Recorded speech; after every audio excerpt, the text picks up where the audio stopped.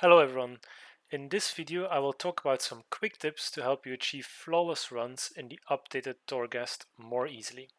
In 9.1 Torghast received some updates. A normal Torghast run is now 5 floors instead of 6. You still have the vendor at floor 3 and the end boss at floor 5. There's also a new tower knowledge system where you can buy permanent upgrades to improve your Torghast experience and make it a bit less Torghast, using a new tower knowledge currency. They've also added a new score system, giving you a score at the end of each run. The higher your score, the more tower knowledge you are awarded for your run, and if you achieve a 5-star flawless run, you unlock the adamant vaults, once you have this unlocked in the tower knowledge system. Now, in this video, I will give a brief overview of how you can easily achieve flawless runs even on under-geared characters. Now, first off, why would you actually want to achieve flawless runs? There's two key benefits. First one is that achieving a higher rating results in more tower knowledge awarded in the end of the run.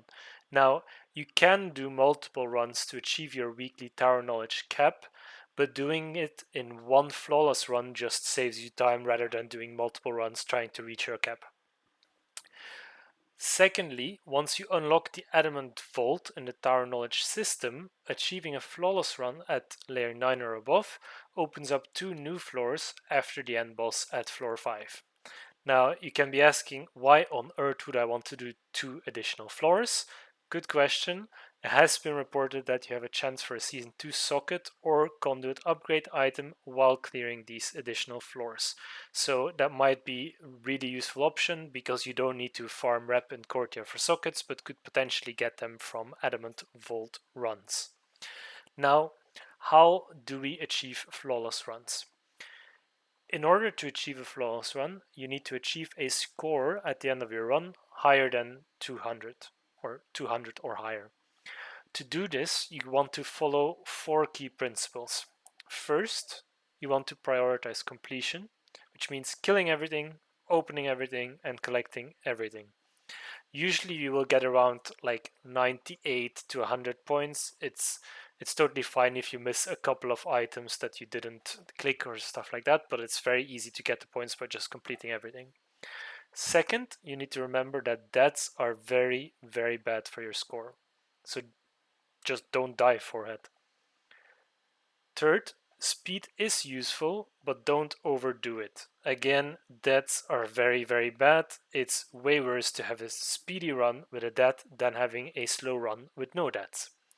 You can easily achieve flawless runs in a 30-minute run, so you really don't have to rush it.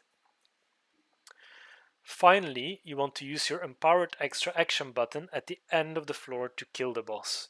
The way you want to do that is, if you can handle it, pull trash on top of the boss, and then you want to have the boss and all of this trash die at the same time before your buff runs out, so that ticks to your empowered rating score. In addition to these 4 key principles, there are special criteria that trigger additional points. I'm showing this table here on the screen that highlights all of these additional criteria. I say what the criteria is, how easy your difficulties are, and what the rewards are in terms of points. Now, when looking at this table, it's important to note that if you achieve around a 98 completion rating, you had no deaths, and you basically killed each floor boss with the empowered buff active on you, you will need around 70 points in a slow run. You can achieve this by simply completing all of the easy criteria in this table, though I would advise to do some of the medium ones as well to be safe, in case you don't realize you missed one of these. I'll briefly go over these criteria. So the first one is called reinforced. It basically wants you to collect 5 of 1 Obleron power. It's very easy to do. Just whenever there's an Obleron power available, you select it.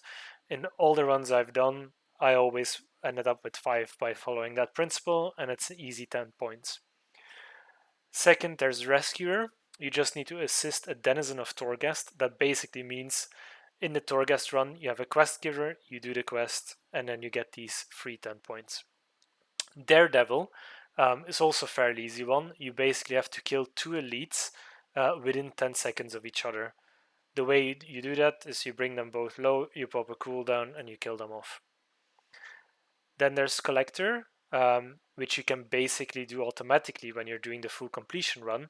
You want to collect 30 powers. This is very easy when you go for this completion run and when you buy powers like Oberon powers that cost very little or that come in multiples. Then there's the Robber special criteria. You can achieve this in 2 ways. The easiest way is to just buy a Ravenous Anima Cell from the broker at level 3 and use that on a mob.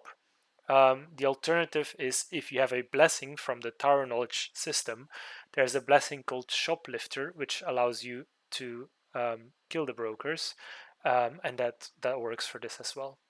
Now, one tip with this robber power is that you can combine it with the next power, which is Hoarder, by using the Anima Cell on the final broker.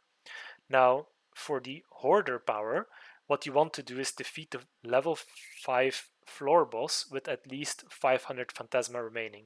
Remember, if you use this Ravenous Anima Cell on the final broker, you get 400 Phantasma. So you just need to have 100 Phantasma, use that item on the broker, and you will get the Hoarder plus 10 points. So that's very easy to combine. Secondly, you can get 5 points by just opening a chest. That's usually the ones with the levers or the little pattern that you have to complete. So very easy. If you go for the completion, you will do this automatically. There's also a power that's easy but is kind of anti-fun. You can play the entire floor with no epic anima powers. So for some classes that doesn't really matter that much, but for other classes that's just very annoying not to do that. But it is an easy way to get 10 points. Now there's also some medium and harder ways to get points. In terms of medium, there's Savior, free all soul remnants. That's pretty easy, but I've often missed some of them because they're like behind the wall or down somewhere on a platform that I didn't see, etc. And similarly for Pillager, you want to destroy 90% of all the phylacteries. Again, very easy to do, but also easy to miss some. That's why it's in medium. Trapmaster, take no trap damage. That's harder for some classes and harder on some maps. That's why it's in the medium tier. Then Annihilator, which I've classed here as hard, but for some classes that's very, very easy. Kill the end boss in under 20 seconds. That gives plus 20 points, so it's very, very useful to do if you can do it. Then there's Hunter. That one is very hard, and I would usually not bother with this one because you don't need the points. No elite can reach 4 stacks of unnatural power. Now, as you gain more gear, that's very easy, but on your under-geared ult, it's going to be very difficult. So I wouldn't count on that. Then there's Highlander, where if you have no duplicate anima powers, then you can get 15 points. I would say this is pretty hard to achieve and isn't really worth doing it if you take into account the 30 power criteria and the Oberon criteria for which you get points already. Now, when we go over this table, it's pretty obvious that most of these things will automatically happen as you go for a full completion run. So the key thing you want to keep in mind is if you don't care, take no anima power, epic anima power, that's just easy points. Get plus 5 with the same Oberon power. This is very, very easy if you just pick the Oberon power whenever they're available. Use the Ravenous Anima Cell on the final floor broker to end with 500 plus Phantasma when you kill the final boss. And kill 2 elites within 10 seconds of each other. And congrats, you achieved an easy, flawless run.